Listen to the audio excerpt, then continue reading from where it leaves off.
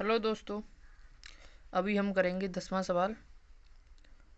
देखो 10वां सवाल, देखो 10वें सवाल का ई पार्ट देखो।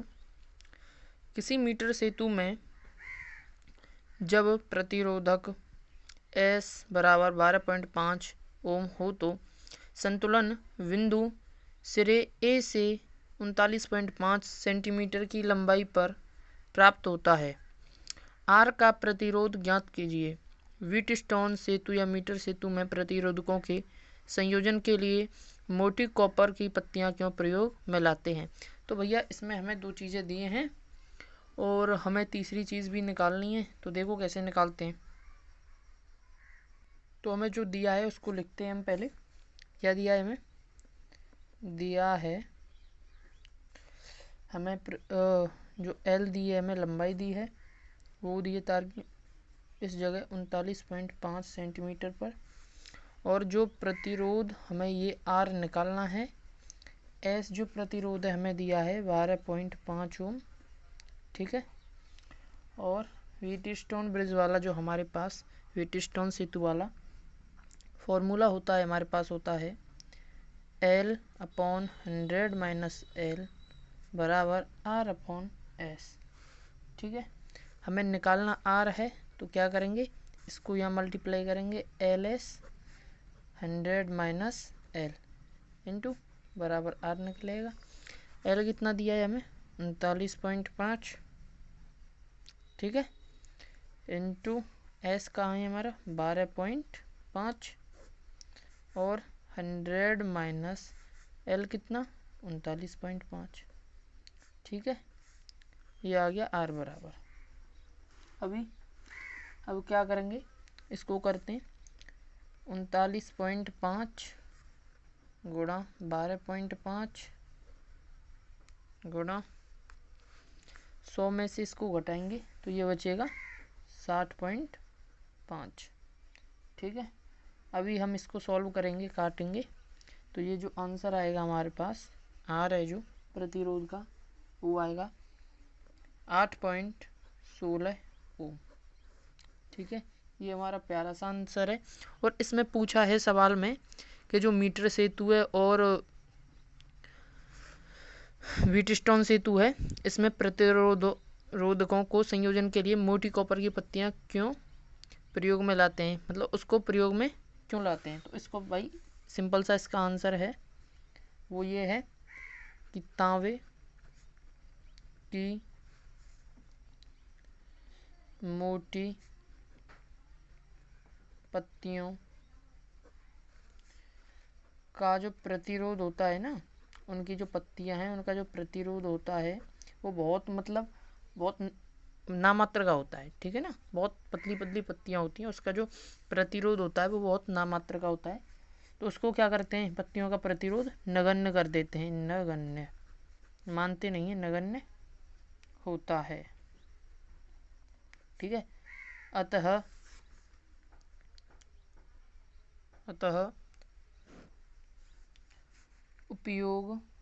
इनका उपयोग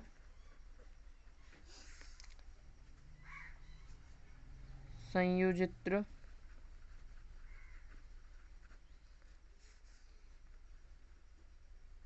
के रूप में किया जाता है। किसके रूप में? संयोजित्र के रूप में किया जाता है। ठीक है। जिससे होता क्या भैया, जिससे ये परिणाम में क्या आती है? शुद्धता बढ़ जाती है। शुद्धता बढ़ जाती है। ठीक है जी, समझ आया क्यों किया जाता है। तो अभी देखेंगे इसका पार्ट भी। ठीक है। तो दोस्तों अभी पार्ट भी देखते हैं।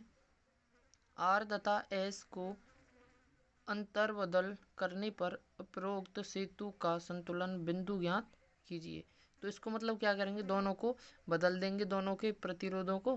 फिर उसके बाद हमें जो संतुलन बिंदु है, कहाँ पर करंट आ रहा है, विद्युत धारा आ रही है, वहाँ पर क्या करना है, वो बिंदु हमें ज्ञात करना है। चलो देखते हैं इसको भी क्या करना है। अभी यानी कि आर की जगह एस को बदलना है, एस की जगह आर को। तो क्या कर लिखेंगे, जब आर व एस को परस्पर बदल दिया जाता है, बदल दिया जाता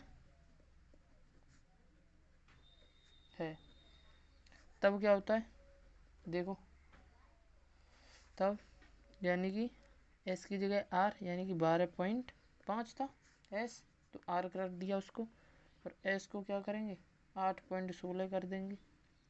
कितना निकला था हमारे यहाँ आर 8.16, तो ये भी कितना है 8.16 कर देंगे अब एस को। ठीक है, और निकालना क्या है हमें, ये बिंदु निकालना है, एल निकालनी है हमें। तो भाई हम आर बटे एस लिख रहे थे, अब क्या लिखेंगे उसे फॉर्मूले को एस बटे आर कर देंगे, चूँकि बदल गए। ठीक है, और अभी जो एल अपॉन 100 माइनस एल ये होगा, और ये एल ही तो निकालना है, तो इनकी वैल्यू को रखते हैं अभी। L upon 100 minus L, S की वैल्यू क्या थी 8.16 बटे 12.5। ठीक है, इतना करके अभी देखो क्या करते हैं, इसको यहाँ मल्टीप्लाई करो। ठीक है, और इसको यहाँ, अभी जो एस की जो वैल्यू है, देखो अभी देखो एक गलती हो गई है कि भाई ये जो एस अपॉन आर नहीं होता है, ये आर अपॉन एस होता है। क्या होता है, आर अपॉन एस होता है ना। अब इस वजह से ये जो वैल्यू है हमारी, देखो दोबारा से लिखते हैं इसे, आर अपॉन एस, तो आर क्या है हमारे पास 12.5। ठीक है, उसके बाद और जो एस है हमारे पास वो कितना है 8.16 बराबर एल अपॉन 100 माइनस एल। ठीक है, ये होगा। उसके बाद अब चलो इसका इसमें मल्टीप्लाई, इसका इसमें कर देते हैं मल्टीप्लाई, आगे देखते हैं चलो, है ना। देखो 8.16 गुणा एल हो जाएगा, यहाँ 12.5 का 100 में करेंगे एक बार माइनस, फिर यहाँ 12.5 का करेंगे एल में। ठीक है, ये बन जाएगी इक्वेशन हमारी।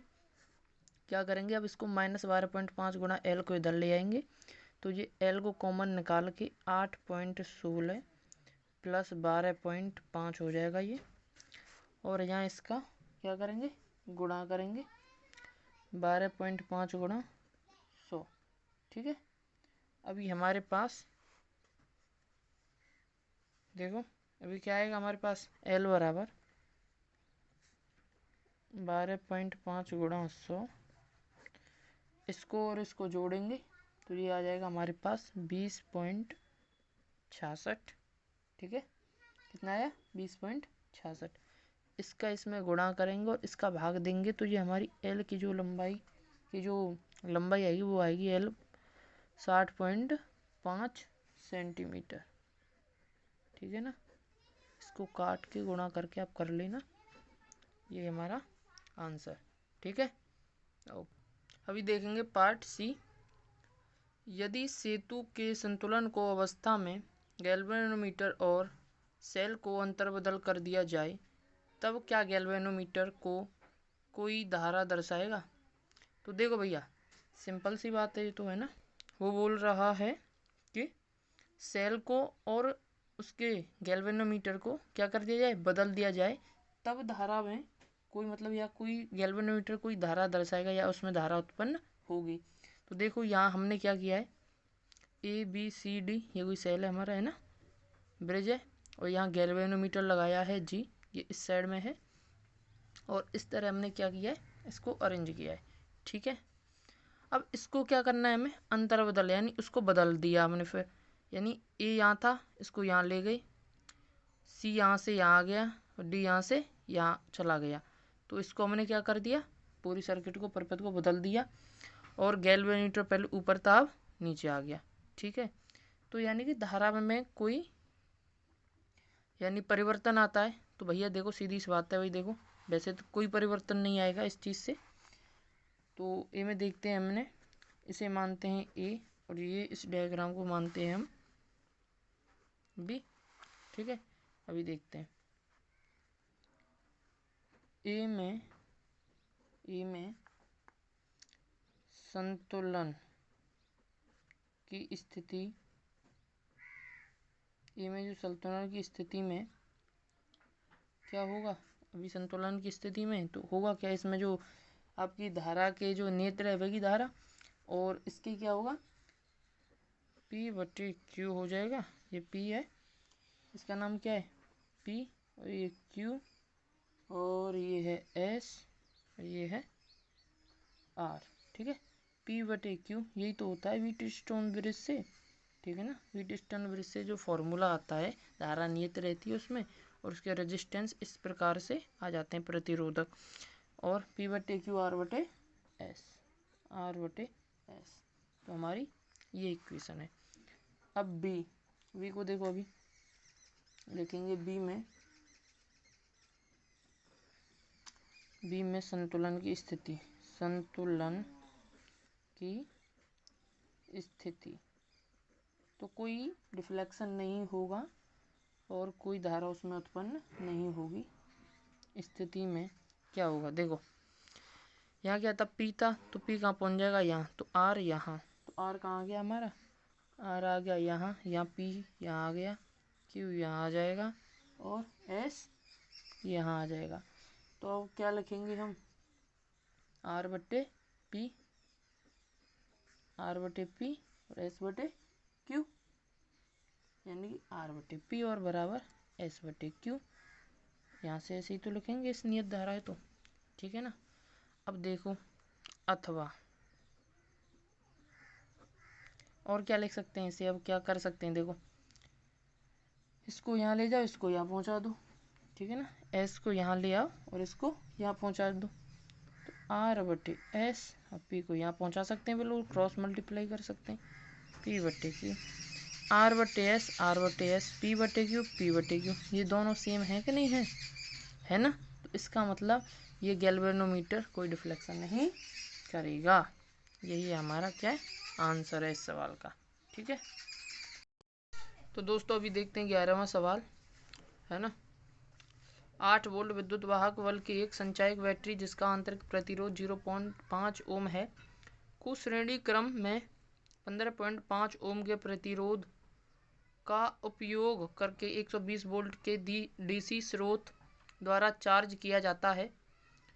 चार्ज होते समय बैटरी की टर्मिनल वोल्टता क्या है और चार्जकारी परिपथ में प्रतिरोधक को श्रेणी क्रम में संबंध करने का क्या उद्देश्य है। तो इस सवाल को अभी देखेंगे। तो इसमें बोल रहा है भैया एक बैटरी है हमारे पास है ना, बड़ी एक बैटरी है और उसमें एक क्या है प्रतिरोध लगा है, और उस बैटरी से हमें एक सेल चार्ज करना है और सेल में कुछ आंतरिक प्रतिरोध है। ठीक है, इस तरह से श्रेणी क्रम में जुड़ा है ये। तो ये जो बड़ी वाली जो बैटरी है इसका जो वोल्टेज दिए 120 वोल्ट की है, और ये जो आर दिया है हमें प्रतिरोध 15.5 ओम है। ठीक है, और ये एक छोटा सा क्या भैया सेल है आपका, और इस सेल में जो इसकी जो वोल्टता है वो 8 वोल्ट है और आंतरिक प्रतिरोध है 0.5 ओम। ठीक है, ओके, स्मॉल आर है जो, समझ में आया। तो हमको इसमें करना क्या है, ये जो बड़ी वाली बैटरी से हमको ये सेल क्या करना है चार्ज करना है। जो बड़ी वाली बैटरी है इससे जो ये सेल है चार्ज करना है। तो इसमें एक चीज़ देखिए, पहले लिख लेते हैं मैं दिया क्या है पहले है ना, उसके बाद बात करते हैं। तो हमें दिया है विद्युत वाहक बल यानी कि E बराबर जी कितना दिया है 8 वोल्ट है। उसके बाद आंतरिक प्रतिरोध दिया है हमें, आंतरिक प्रतिरोध यानी कि स्मॉल आर, ये कितना है 0.5 ओम है। ठीक है, और क्या है भैया हमारे पास, और है हमारे पास प्रतिरोध दिया एक जो बाहर लगा है वो कितना है बड़ा वाला आर बराबर वो है आपका 15.5 ओम। इतनी चीज़ें दी हैं और क्या दिया है इसमें, और एक वोल्टेज, एक बैटरी का जो एक बैटरी है उसके वोल्ट दिया है 120 वोल्ट ये वाला, ठीक है ना, V बराबर 120 वोल्ट। तो इसमें बताना है कि टर्मिनल की वोल्टता क्या होगी। तो वोल्टता बताने के लिए एक चीज़ देखो, हमारा फॉर्मूला होता है वोल्टता निकालने के V बराबर E माइनस आई आर, ठीक है ना, क्या होता है V बराबर E माइनस आई आर। तो ये आई आर तब होता है जब हम सेल से विद्युत धारा लेते हैं या फिर सेल से करंट हमारा फ्लो होता है, सेल से करंट जाता है तब, यानी जाएगा करंट तो इसमें से माइनस होगा कुछ ना कुछ, है ना, तो माइनस आई आर लेते हैं। अभी क्या कर रहे हैं हम, बैटरी से इसको क्या कर रहे हैं, चार्ज कर रहे हैं, तो इसमें विद्युत धारा क्या हो रही है, इसमें आ रही है, और इसमें भी विद्युत धारा क्या होगी, इसमें भी आएगी कुछ ना कुछ, सेल में भाई सेल चार्ज होगा तो विद्युत धारा आएगी, तो आएगी तो इसमें आ रही है तो क्या होगा, प्लस होगा, कुछ ना कुछ जुड़ ही तो रही है ना, तो जुड़ रहा है तो क्या होगा, प्लस होगा, कितना, प्लस आई आर हो जाएगा। तो अभी इसके लिए क्या लेंगे हम, V बराबर E प्लस आई आर, ये वाला जो फॉर्मूला है अभी यूज़ करेंगे, ठीक है ना, ये वाला क्या करेंगे, यूज़ करेंगे फॉर्मूला। तो हमें वोल्टता निकालने के लिए क्या चाहिए, आई चाहिए, यानी कि करंट चाहिए। तो करंट कैसे आएगा, यानी कि करंट आएगा आई बराबर क्या आ जाएगा, V एक तो दिया है हमें, है ना, यहाँ से नहीं, देखो टोटल V, यानी कि जहाँ ये क्या कहते हैं, ये भी विभव है और एक प्रकार का ये भी विभव है। तो आई निकालने के लिए जो हमारा विद्युत वाहक बल कितना होगा, 120 वोल्ट माइनस 8, यानी कि 112 वोल्ट, और आर प्लस आर यानी कितना 15.5 प्लस 0.5, इसको क्या कर देंगे, ऐड कर देंगे, ठीक है ना। तो प्रवाहित जो विद्युत वाहक बल है हमारा, प्रवाहित विद्युत वाहक बल आएगा 120 माइनस 8 यानी कि 112, और इन दोनों को जो सीरीज में, तो ये दोनों क्या करते, प्रतिरोधक जोड़ दिए, ठीक है ना। तो अभी आएगा 112/16, और ये आ जाएगी यहाँ 7 टाइम, इसको काट देंगे तो आई बराबर 7 एम्पियर हमारा आ जाएगा करंट। अब हमारे पास करंट आ गया, ई है, आर रहता है तो वोल्टता निकाल सकते हैं, तो V बराबर ही कितना 8 माइनस आई कितना 7 गुणा आर बराबर, आर कितना है 0.5, तो ये आ जाएगा 3.5। तो B बराबर हमारा, वो सॉरी ये माइनस नहीं लेंगे, इसे प्लस लिया है ना, प्लस, तो 8 और 3 ये आ जाएगा 11.5 वोल्ट। तो टर्मिनल की वोल्टता कितनी आई, 11.5 वोल्ट। अभी इसमें एक क्वेश्चन पुटअप किया है हमें, वो है कि इसमें ये जो ये वाला जो आर है प्रतिरोधक है, क्यों जोड़ा है ना, इसे जोड़ने का क्या उद्देश्य है, कि भैया इसे जोड़ने का ये उद्देश्य है हमारा कि अगर इसको नहीं जोड़ते तो इसमें पूरी सर्किट में क्या होगी, बहुत ज़्यादा धारा प्रवाहित होगी। उस धारा को मतलब कंट्रोल करने के लिए इस प्रतिरोधक को क्या किया गया है, लगाया गया है ना, बहुत ज़्यादा धारा प्रवाहित ना हो इस वजह से, और होगी तो फिर परिपथ क्या हो जाएगा, ब्लास्ट हो जाएगा ना।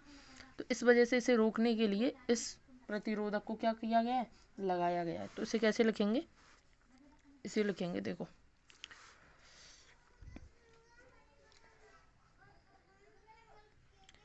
श्रेणी प्रतिरोध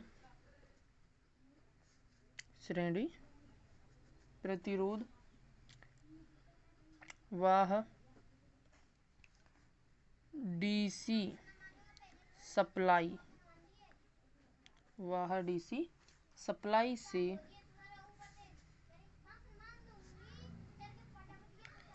ली गई धारा को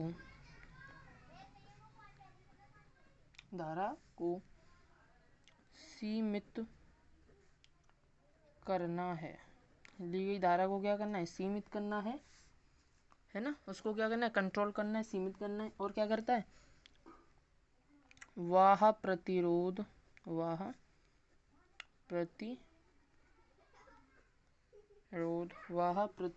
की अनुपस्थिति में, अगर नहीं लगाएंगे तो की अनुपस्थिति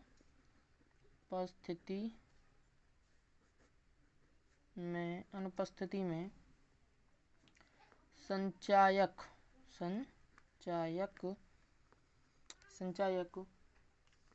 बैटरी द्वारा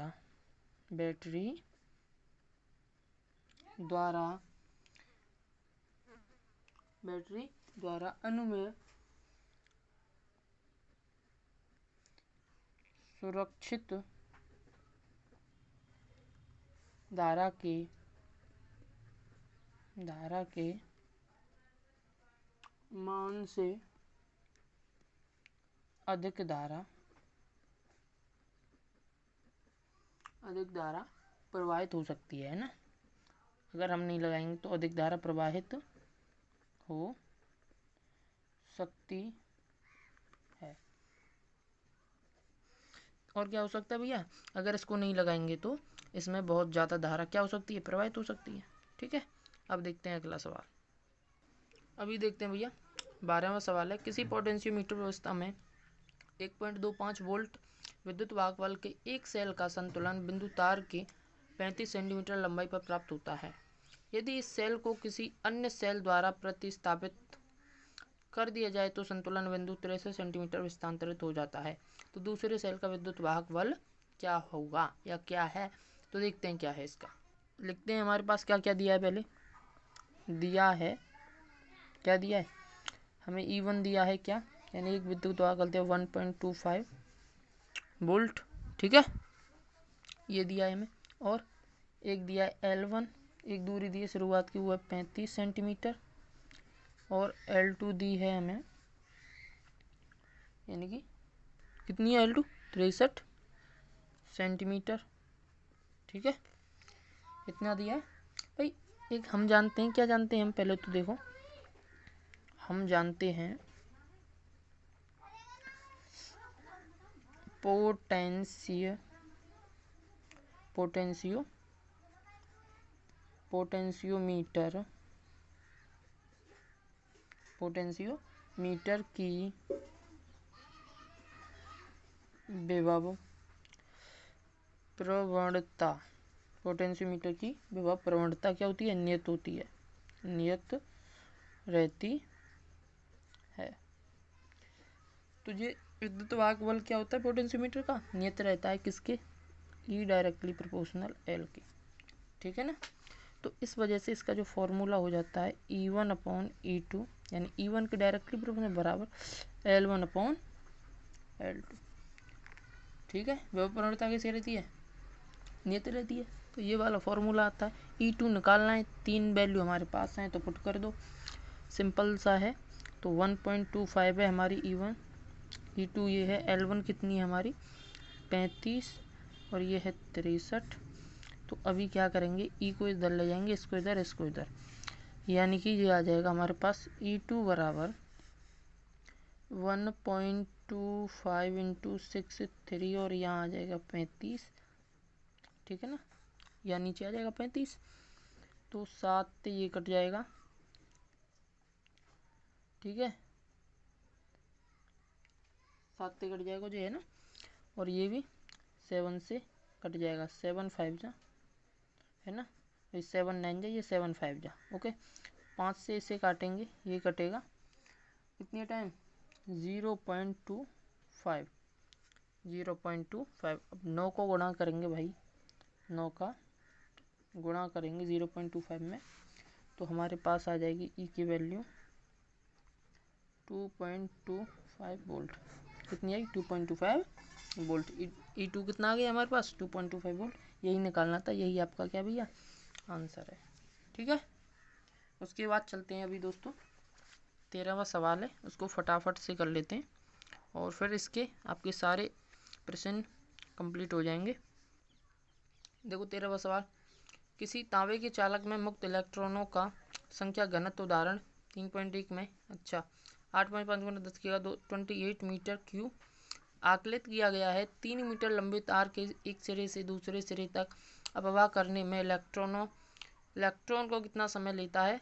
तार के नंबर काट की जो 2 × 10⁻⁻6 मीटर स्क्वायर है, इसमें 3 एम्पियर धारा प्रवाहित हो रही है। हमें बताना है भैया क्या इलेक्ट्रॉन कोई नहीं, खांसी आ गई थी भाई, है ना। तो हमें बताना क्या है कि इलेक्ट्रॉन है हमारे, वो मूव हो रहे हैं उनको मूव करने में कितना समय लगता है ना, इतनी धारा देने पर। देखते हैं अभी।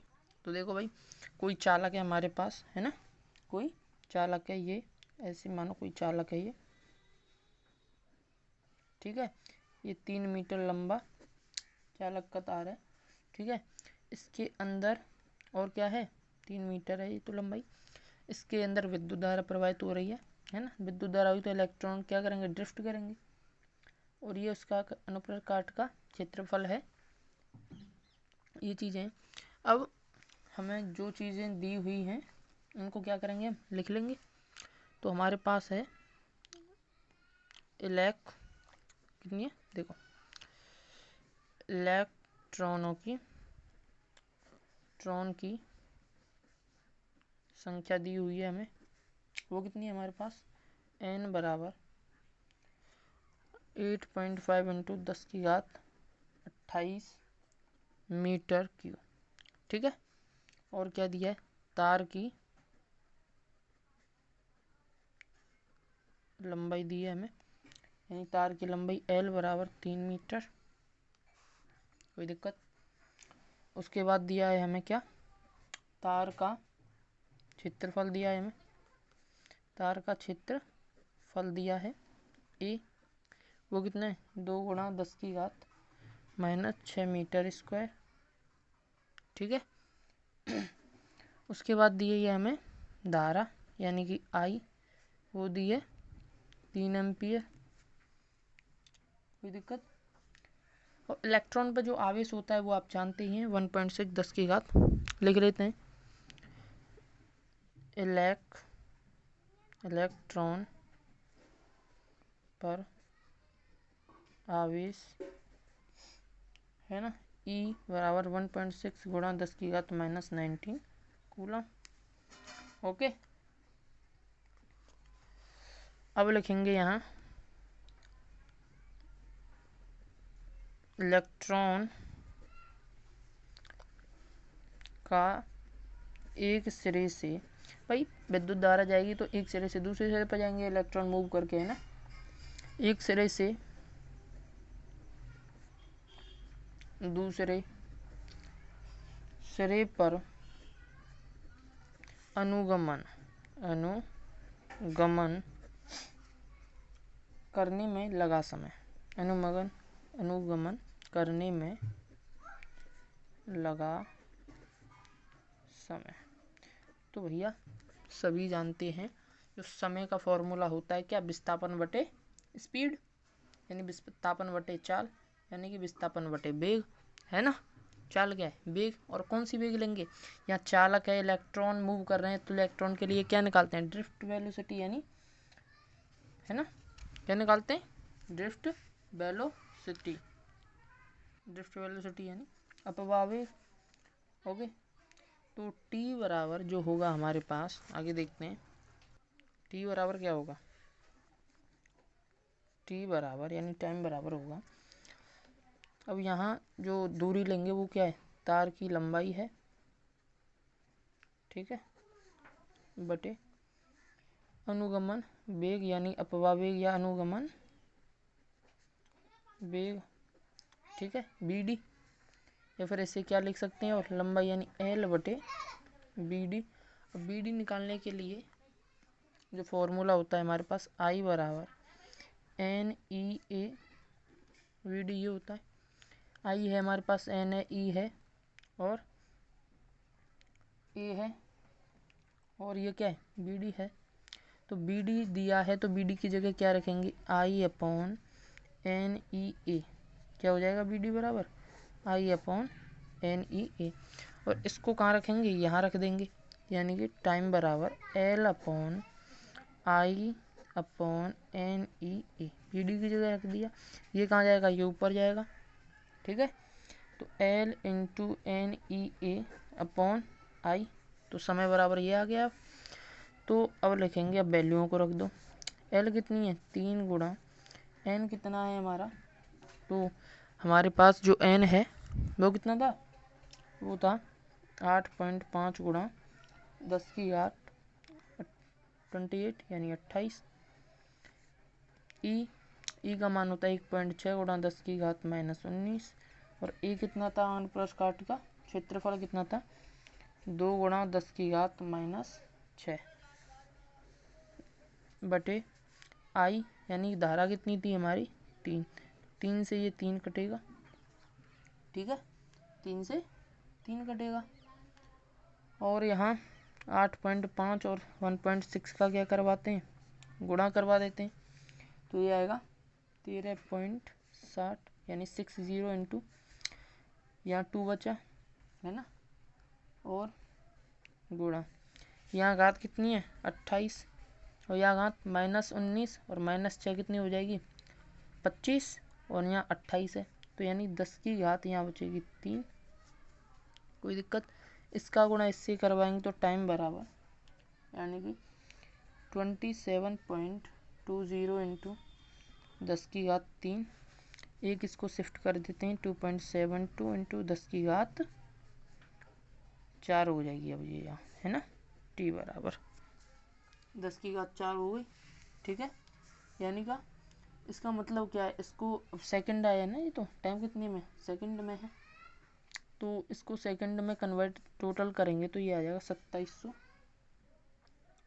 200 इतना ही तो आएगा 4 जीरो बढ़ाएंगे तो 2 ये और 2 जीरो आ जाएंगे।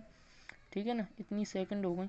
ऐसे घंटा में कन्वर्ट करेंगे तो इसमें भाग कितनी का देंगे 3600 को तो ये हो जाएगा 7 आवर 30 मिनट इतना इसको क्या लग जाएगा इतना इसको समय लग जाएगा। ठीक है और ये ही प्यारा सा आंसर आपका 13वें सवाल का ख़त्म होता है। आई होप आप सभी को वीडियो अच्छी लगी होगी और आपको पूरा जो क्वेश्चन आंसर हैं आपके एनसीईआरटी के सारे समझ आए होंगे।